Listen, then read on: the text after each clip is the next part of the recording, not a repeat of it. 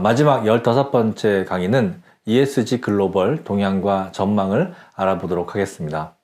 2023년 ESG는 우리에게 어떤 변화와 혁신을 요구할까가 오늘의 주제입니다. 대표적으로 그 ESG에 대한 평가 지표를 제시하고 있는 MSCI, 모건 스탠리 같은 경우는 ESG 투자 이슈가 점점 정치 쟁점이 되고 있다라고 하는 얘기를 하고 있습니다. 여러분 잘 알다시피 지금 우크라이나 전쟁도 있지만 유럽과 미국, 또 미국과 중국, 중국과 유럽 이렇게 경제 패권에 대한 이슈가 지금 굉장히 크게 드러나고 있습니다. 기후변화라고 하는 ESG 이슈가 에너지라고 하는 문제, 그 에너지 문제가 또 식량 문제와 또 연관이 되죠. 이런 문제들이 복합적으로 이제는 기업 간 또는 투자 간의 이슈 정도가 아니라 아예 정치 쟁점화 그리고 제도적인 접근들 또는 그것이 규제로 발달하고 있는 모습들을 알 수 있습니다. 그래서 MSCI 같은 경우는 첫 번째 전망으로 이 ESG와 관련된 가이드라인 규제가 강화되고 확산될 것이다 라고 한 얘기를 하고 있습니다. 그래서 EU의 2019년 EU의 그린들을 중심에 둔 지속 가능성에 대한 정보 공개, 그래서 ESRS라고 하는 것은 지난 시간에 설명을 드렸는데요. 그것과 함께 공급망의 지속 가능성에 대한 실사 이런 것들이 확대되면서 그 EU의 지속 가능성 보고에 대한 기준인 ESRS가 EU 전 기업에 영향을 미칠 것이고 또 EU와 거래하는 우리나라 기업을 비롯해서 전 세계 기업에게 영향을 미칠 것이다 라고 하는 전망을 하고 있습니다. 또 IFRS, 전 세계 이제 회계 기준을 담당하고 있는 IFRS 같은 경우도 ISSB를 제시하면서 또 미국 같은 경우는 미국 증권위원회의 또 SASB라고 하는 것들이 기업의 ESG 데이터 정보 공개를 보편화하고 또 정보의 신뢰성 확보가 또 큰 이슈가 될 것이다. 즉 이제는 기업을 투자하는 데 있어서도 이제는 재무적인 그런 성과뿐만 아니라 비재무적인 성과 공개도 이제는 제도화되고 있다라고 하는 거죠. 또 UN TCFD, 우리 그 기후 환경을 얘기할 때 말씀을 드렸는데요. 기후 변화에 대한 대응 전략, 그리고 TNFD라고 해서 이것은 오늘 처음 말씀드린 건데 생물 다양성에 대한 보존에 대한 대응 전략이 TNFD라고 하는 것이 있습니다. 이것이 또 기업의 비즈니스 전략이나 ESG 전략과 어떻게 통합 관리되고 있는지에 대한 부분들도 우리가 지금 중요하다라는 얘기를 하고 있습니다. 그래서 앞으로 ESG에 대한 글로벌 리더십이 과연 미국이 가져갈 것이냐, EU가 가져갈 것이냐에 대한 좀 ESG에서도 좀 글로벌 패권 다툼이 있는데요. 미국 같은 경우는 바이든 행정부가 굉장히 자국 그 산업을 보호하면서 강력하게 가지고 있고 또 EU는 여러 가지 글로벌 가이드라인을 앞세워서 또 이런 ESG에 대한 글로벌 리더십을 가지고 가고 있습니다. 물론 어떤 가이드라인 또는 규제 정책이 실효성, 영향력이 강할 것인가에 대한 부분들인데 아무래도 EU 같은 경우는 그 국가들이 많이 구성되어 있고 시장이 넓기 때문에 영향력이 좀 더 크지 않을까라고 하는 점도 있지만 우리나라 같이 미국 의존도가 높은 나라 같은 경우는 또 미국의 이 ESG에 대해서 어떻게 할지에 대한 부분들이 굉장히 중요한 변수가 될 것 같습니다. 두 번째, 경제 위기 상황이 ESG 리더십의 시험대가 될 것이다 라고 하는 점을 특히 MSCI는 강조하고 있는데요. 이 비즈니스 실적과 ESG 대응이 어떤 분들은 경기가 침체되면 ESG에 대한 대응은 조금 더 약화되지 않을까라고 얘기하고 있는데 오히려 MSCI를 비롯해서 많은 전망들이 그렇지 않을 것이다 라고 얘기를 하고 있습니다. 그래서 ESG에 대한 투자, 역량 강화, 전략화와 글로벌 경제 위기와 실적 조정, 구조 조정이 서로 지금 반대의 개념이라고 생각하고 있지만 그렇지만은 않다라고 하는 거죠. 오히려 이런 ESG에 대한 부분들이 더 기업들의 차별화 전략, 또 자국 시장을 보호하는 전략으로 이렇게 등장하면서 더 강화하는 쪽으로 가고 있다. 그래서 그러면 우리 최고 경영자를 비롯해서 이사회와 경영진은 어떻게 되느냐? 이사회와 경영진의 이런 지속 가능성, 지속 가능 경영에 대한 리더십과 역량 강화를 요구하고 있다라고 하는 거죠. 그래서 앞으로 예측 불가능한 사회 환경적 리스크에 대해서 얼마나 잘 관리하느냐라고 하는 부분과 그 다음에 앞으로의 비즈니스를 ESG적인 요소를 결합해서 어떻게 전략적으로 통합하느냐, 이 부분에 대한 요구를 많이 하고 있다라고 하는 점을 지금 강조하고 있습니다. 그런 면에서 볼 때 거버넌스의 DEI, 다양성, 포용성, 그 다음에 형평성, 그리고 그 중에서도 특히나 여성이사나 젊은 경영자들이 좀 확대돼서 새로운 변화에 대해서 잘 대응할 수 있느냐, 이런 부분들도 ESG에서 중요한, ESG의 긍정적 리더십을 위해서 중요한 부분이라고 보고 있고요. 또 이사회의 경영진 평가, 이사회나 경영진에 대한 평가가 뭐 현재로서는 대부분 다 비즈니스 실적을 유지 성장하는 쪽으로 가 있지만 거기다 더해서 ESG에 대한 이슈와 리스크 대응을 얼마나 잘 하고 있느냐라고 하는 부분들입니다. 특히나 이제 기후위기로 인해서 자연재해가 많이 발생하고 그로 인해서 식량 문제가 또 발생하고 또 제3세계 공급망의 불안정성이 높아지는데 이런 부분들에 대한 대응을 어떻게 잘 할 것인가가 지금 경영진, 이사회의 어떤 역량을 평가하는 중요한 포인트가 될 것이다 라고 하는 부분들이 있습니다. 주요 산업에 대한 ESG 트렌드 예측을 하고 있는데요. 전체적으로는 ESG에 대한 워싱주의보가 지금 내려져 있습니다. 즉 우리가 광고나 또는 뭐 지속가능 보고서에서 뭐 친환경이다, 우리는 지속가능성을 막 잘하고 있다라고 하는 말로만 하는 것이 아니라 실제적인 데이터의 변화를 보여줘야 되는데 그냥 말로 광고로만 잘하는 것에 대해서 이제는 좀 경계하는 투자자들 같은 경우는 ESG 워싱, 그린 워싱을 굉장히 주의 깊게 보고 있다라고 하는 것이죠. 그렇다 보니까 ESG의 정보 공개 신뢰도를 강조하고 있고요. 또 지속 가능성이 우리 제품과 서비스에 어떻게 차별화하겠다기에 들어가 있느냐, 이런 부분들을 중요하게 보고 있습니다. 거기다가 이 탈탄소 경제, 즉 화석연료의 의존도를 낮추는 신기술을 개발을 촉진하고 또 공급망의 ESG 관리를 강화하는 그런 부분들이 필요하다라고 지금 얘기하고 있습니다. 아마 화면상 지금 글씨가 좀 작아서 잘 안 보이실 텐데요. 좀 이렇게 화면 정지해 놓으시고 크게 보시면 전반적인 내용을 잘 보실 수 있을 것 같습니다. 아무튼 MSCI는 이렇게 예측하고 있다라고 하는 점이고요. 다음으로 블룸버그입니다. 블룸버그는 ESG가 유럽은 변함없이 계속 갈 것이다. 또 미국은 좀 험난할 것이다. 다른 곳은 각자 이해관계에 달려있다라고 지금 얘기하고 있습니다. 여기도 이제 정치화라, ESG와 정치를 좀 연결시키고 있는데요. 첫 번째가 정치화 시대에는 ESG는 시장을 재구성하고 중심이 되어가고 있다라고 하는 점입니다. 그래서 ESG 행동주의와 반 ESG 행동주의의 갈등이 본격화될 것이다라고 했는데 특히 미국 같은 경우는 지금 민주당 쪽과 공화당 측이 민주당은 ESG를 찬성하고 공화당은 ESG에 대해서 반대하는 그런 어떤 갈등이 있는데 이 갈등 사이에서 기업들은 어떻게 전략적 위치를 차지할 것인가에 대한 부분들을 지금 또 잘 살펴봐야 된다라고 하는 부분들입니다. 두 번째는 에너지 안보죠. 우리나라는 좀 약간 좀 한 발 물러선 느낌인데요. 유럽 같은 경우는 지금 우크라이나와 러시아의 전쟁으로 인해서 특히나 겨울 시즌에 이 러시아로부터 공급되던 이 그 천연가스에 대해서 공급을 줄이거나 또는 그 러시아에 대한 에너지를 보이콧하는 이런 현상이 벌어지면서 에너지 안보를 어떻게 강화할 것이냐. 이렇게 된다라고 하면 러시아에 그 의존하던 천연가스를 이제 보이콧 쓰지 않겠다라고 하면 결국은 자체적으로 에너지를 확보할 수밖에 없는데 그렇게 된다라고 하면 유럽에서는 이 신재생 에너지에 대한 투자 또 신재생 에너지에 대한 보다 적극적인 제도적 지원이 이루어질 거다라고 지금 보고 있는데 미국 같은 경우는 반대로 또 공화당이 또 우세인 지역이 있으니까 화석연료 즉 석유나 천연가스 또는 셰일가스 이런 것들을 완전히 포기하지는 않을 것이다 라는 예측을 하고 있습니다.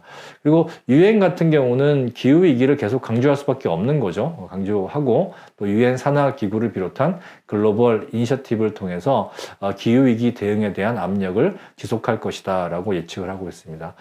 유럽 외쪽에서는 유럽을 외에서는 원자력 발전 기술 개발에 대한 투자가 확대될 것이다 라고 하는데, 그러면 뭐 우리나라 원자력 발전 해도 되냐라고 하는데, 그게 아니고 원자력 발전이 하나의 그 새로운 대안으로 작용하기 위해서는 보다 안전하고 소형화, 그리고 방사능 폐기물에 대한 이슈를 해결하는 방식으로 원자력 기술이 좀 개발될 것이다 라고 하는 예측을 하고 있습니다.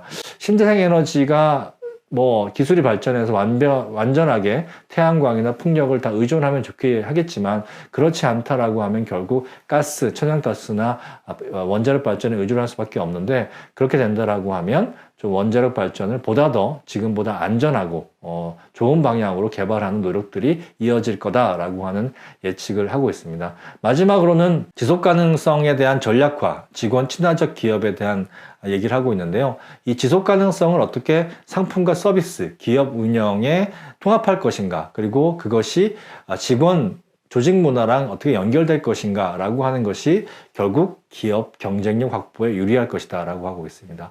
그래서 유럽 같은 경우는 지속 가능성, 이 서스테너빌리티가 기업의 평판, 브랜드, 제품과 서비스의 차별적 요소로 굳건히 자리 잡을 것이다 라고 했는데, 이 고객과 소비자의 요구들이 점점 높아진다는 거죠. 미국 같은 경우는 유럽만큼 지속 가능성에 대한 부분이 헌신적이진 않죠. 유럽만큼 그렇지는 않지만, 또 글로벌 추세를 반영해서 또 이제 그 경기가 안 좋음에 따라서 대량 해고 이슈가 있기 때문에 이 문제를 어떻게 기업 내에 리스크로 가져오지 않고 잘 넘기느냐, 이런 부분들이 지속 가능성에 대해서 매우 중요한 부분이 될 것이다 라고 볼 수 있습니다. 거버넌스와 관련돼서는 앞에서 MSCI의 예상과 마찬가지로 이사회나 경영진의 다양성 확보에 대한 요구를 충족하는 것과, 또 이런 ESG 리스크 또는 ESG에 대한 관리, 지속 가능 경영에 대한 성과와 동시에 또 이 재무적 성과를, 두 마리 토끼를 잡는 재무적 성과와 지속 가능성에 대한 성과를 동시에 달성하는 이런 부분들에 대한 것들이 결국은 리더십에 대한 평가가 될 것이다 라고 얘기를 하고 있습니다. 특히 직원 친화적 기업이 MZ 세대가 이제 그 본격적인 주력 세대가 되면서, 이 MZ 세대와 기존에 있는 X 세대와의 조화는 어떻게 이루어질 것이냐, 그리고 조직 충성도가 낮은 MZ 세대의 자발적인 성과를 어떤 식으로 끌어올릴 것인가가 이 ESG에서 S에 매우 중요한 부분이 될 것이다. 이제 뭐 얼마 전까지만 해도 S에 있어서 공급망의 인권에 대한 어떤 강조가 굉장히 일어났다라고 하면, 이제 2023년의 예상은 새로운 세대들이 어떻게 회사에 잘 적응하게 할 것이냐라고 하는 그런 부분들이 또 S에 있어서의 중요한 이슈가 될 것이다 라고 하는 전망을 하고 있습니다. 다음으로 IMD, 우리 스위스에 있는 국제경영개발대학원의 전망인데요. 이 IMD 같은 경우는 우리 그 EU의 브레인 역할을 하고 있는, 싱크탱크 역할을 하고 있는 곳이기도 합니다. 지속 가능성, ESG가 선두 기업의 차별화 전략, 공급망 전반에 영향력을 끼칠 것이다 라는 얘기를 하고 있습니다. 그래서 첫 번째로 환경 경영이 비즈니스 전반에 확산될 것이다. 그래서 2050 넷제로 달성의 압력이 지속 강화될 것이고, 특히나 스콥 3의 온실가스 배출량에 대한 관리가 확산될 것이다 라고 하는 것이고요. 에너지 효율 및 재생에너지의 채택이 가속화될 것이다. 즉, 유럽에 있는 곳이기 때문에 그 우크라이나 러시아 전쟁에 미치는 영향, 에너지 위기에 대한 영향을 강조하고 있고요. 특히나 럭셔리 산업에 대한 재정의, 그래서 유럽의 럭셔리 브랜드가 굉장히 많은데, 이 명품 브랜드가 많은데 이 명품 브랜드들이 이 지속 가능성, 이 서스테너블을 밀리티를 럭셔리의 새로운 차별화 포인트로 장착하고 있는 그런 추세가 앞으로 더욱더 빨라질 것이다 라고 하는 부분들입니다. 두 번째 전망은 앞서 나왔던 우리 그 블룸버그의 전망과 유사한데요. 지속 가능한 조직 운영을 위한 변화와 혁신이 요구된다라고 얘기하고 있습니다. 그래서 글로벌 선두 기업들은 이런 지속 가능성 이슈를 외부 대응만 하는 것이 아니라 내부 과제로, 전략 과제로 설정을 하고 이것을 경영 성과와 연동한다. 즉 조직 내에 ESG를 내재화하고 안착하기 위한 노력을 많이 하고 있다는 얘기를 하고 있습니다. 그래서 건강하고 지속 가능한 조직 운영이 필요하다. 그래서 구성원의 건강이라든지 정신적, 정서적 안정 유지가 유능한 리더의 조건이 될 것이고, 또 특히나 이사회 같은 경우는 ESG 기준에 따라 재조직, 그리고 ESG 요구 사항에 따라 이사회 조직 변화, 그다음에 DEI, 그리고 전문성에 대한 전문성과 윤리 투명성에 대한 요구 사항이 커질 것이다라고 하는 그런 조직에 대한 운영 변화에 대한 전망을 내놨습니다. 세 번째가 우리 MSCI의 전망과 비슷한데요. 새로운 가이드라인이 적용이 본격화될 것이고 ESG 데이터 관리의 중요성이 강조되고 있다라고 하는 것입니다. 그래서 지속가능성 보고의 의무와 법적 의무가 되고 있고, 투자자 요구가 되고 있고, 거래처의 요구가 되고 있다. 그래서 고객 소비자 요구도 늘어나고 있다. 그래서 지속가능성 ESG 정보에 대한 공개는 이제는 거스를 수 없는 큰 흐름이다. 그리고 새로운 가이드라인 ESRS라든지 ISSB라든지 TNFD 또는 EU 공급망 시사, 이런 부분들이 각 산업별 지속 가능성의 표준이 전체적으로 업그레이드 되기 때문에 이제는 가만히 있어서는 우리가 기본적인 가이드라인이나 제도도 따라가지 못하는 상황이기 때문에 열심히 달려야 된다. 즉 지속 가능성의 이 컨베어 벨트 또는 지속 가능성의 이 런닝머신은 굉장히 속도가 점점 더 빨라지고 있다. 그 위에서 떨어지지 않기 위해서는 우리 지속 가능 경영 ESG 속도를 높여야 된다라고 하는 점을 우리 IMD는 강조하고 있습니다. 마지막으로 ESG 데이터 관리의 중요성을 강조하고 있는데요. ESG 경영, 지속 가능 경영은 결국 이런 데이터를 얼마나, 부정적인 데이터를 얼마나 낮추냐라고 하는 부분이거든요. 온실가스를 얼마나 줄일 것이냐, 폐기물을 얼마나 줄일 것이냐, 우리 공급망에서 인권 문제를 얼마나 줄일 것이냐, 이런 데이터가 중요하기 때문에 이 ESG 데이터의 수집, 그리고 적절한 시기에 수집하고 보고하는 적시성, 정확성을 확보하는 것이 매우 중요한 이런 것이 되겠다라고 하는 것이 IMD의 전망입니다. 다음으로 S&P 글로벌의 전망입니다. S&P 글로벌, DJSI 평가 이런 것들을 하는 곳인데요. S&P 글로벌의 요약이 저는 좀 가장 적절하지 않나 싶습니다. ESG, 더 많은 책임과 더 엄격한 규제와 더 나은 데이터를 요구하고 있다라고 하는 점입니다. 첫 번째로 S&P는 에너지 전환의 중요성을 점점 더 강조하고 있습니다. 우크라이나 사태 역시 있으니까요. 에너지 안보, 이걸로 인해서 신재생 에너지 기술이 발달할 것이다 라는 얘기를 하고 있어서 우리나라가 좀 안타깝죠. 우리나라는 오히려 좀 신재생 에너지 발전이 뒤로 가고 있는데, 지금 글로벌하게는 ESG 투자도 그렇고 규제도 그렇고 모든 부분들이 신재생 에너지를 강화하는 쪽으로 가고 있는데 우리는 좀 소극적이다라는 점이 좀 걱정이 되는 부분들입니다. S&P의 두 번째 전망은 다른 전망들과 비슷합니다. 그래서 ESG 규정 및 글로벌 표준이 발전할 것이다. 그래서 이것이 ESG 정보 공개의 보편화, 정보 공개 요구의 증가로 갈 것이다 라고 하는데요.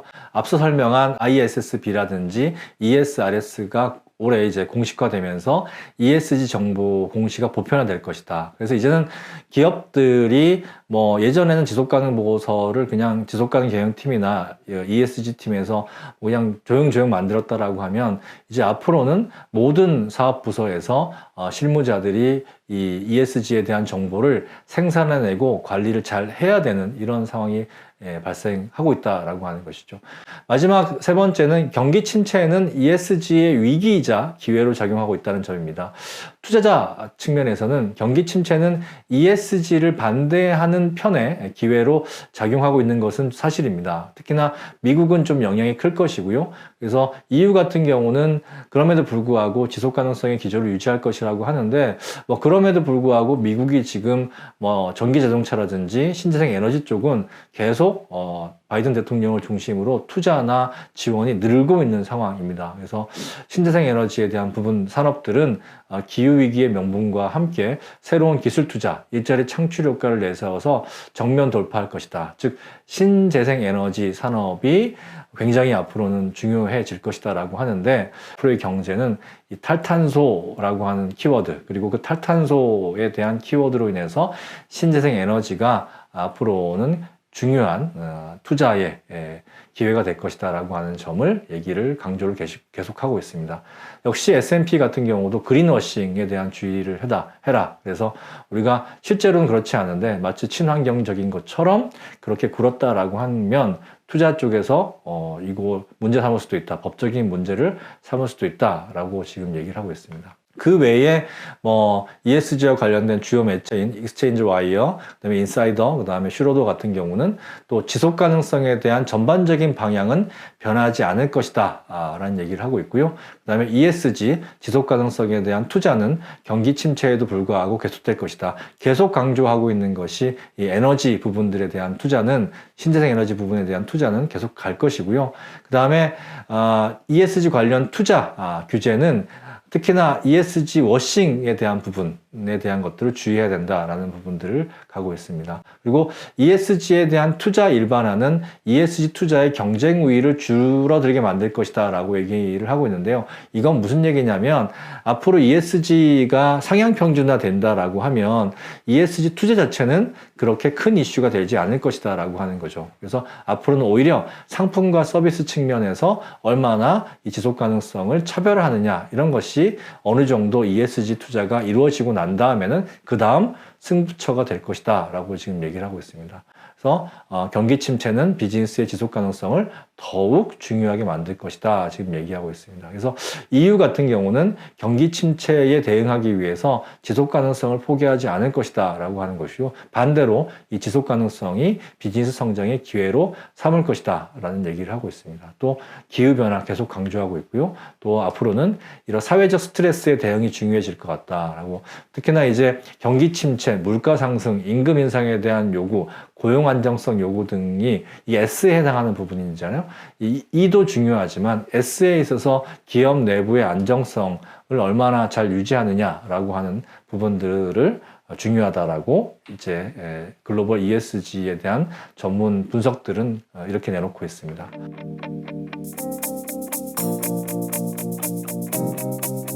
에키온 캐피탈, 에키온 저축은행의 마스코트 슈몽이와 함께 15번째 강의를 요약하자면요.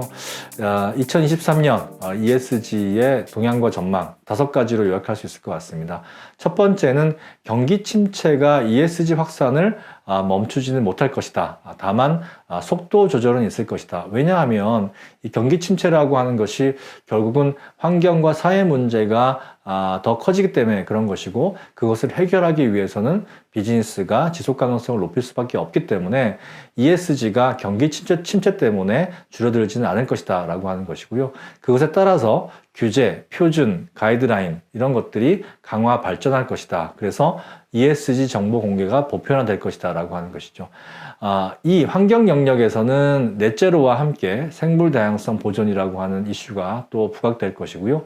그것이 공급망, 가치사슬 전체에 어떻게 확산될 것이냐에 대한 부분들을 요구될 것이다 라고 하는 점입니다. S, 사회 같은 경우는 경기 침체로 인한 고용 안정, 소득 불균형 문제가 기업 자체의 운영에 무거운 짐으로 작용할 것인데, 이 부분을 기업이 얼마나 유연하게 잘 관리할 것이냐, 즉 내 외부적인 불안 요인들을 어떻게 잘 관리할 것인가가 S 영역이라고 하면, 거버넌스 영역에서는 이사회와 경영진의 역량의 시험대가 될 것이다. 경기 침체 상황에서 기업의 재무적인 성과를 높여야 되고, 또 글로벌한 규제나 가이드라인의 강화에 따라서 ESG 경영도 잘해야 되는 상황이라고 하는 거죠. 그래서 이사회 또는 경영진들이 재무적 성과와 동시에 ESG 성과를 동시에 창출해야 된다라고 하는 것입니다. 이것은 비단 2023년 한 해의 ESG에 대한 전망뿐만 아니라요, 앞으로 ESG, 지속가능 경영이 강조되면 될수록 계속 지속될 이슈라고 저는 생각을 합니다. 지속가능 경영 시대의 새로운 교양 ESG 15번의 강의를 모두 마쳤습니다. 15번의 강의를 잘 들어주셔서 정말 감사합니다. 예고의 말씀을 드리겠습니다. 이제 기본적인 개념을 벗어나서 실제 글로벌 기업들이 어떻게 하고 있는지에 대한 사례를 준비하고 있습니다. 그래서 올 2023년 7월 7일부터 총 10편에 거쳐서 글로벌 기업의 지속가능 경영 사례를 소개하고자 합니다. 그래서 우리가 그동안 잠깐 얘기했던 유니레버나 소니나 볼보나 이런 회사를 비롯해서 전 세계적으로 이 지속가능 경영을 잘하는 기업들의 사례를 모아서 어떻게 그들은 잘하고 있느냐라고 하는 것을 영상으로 또 소개하도록 하겠습니다. 직장인의 새로운 교양 ESG 시리즈를 잘 들어주셔서 감사합니다. 7월에는 새로운 시리즈로 찾아뵙겠습니다. 강의 들어주셔서 정말 감사합니다.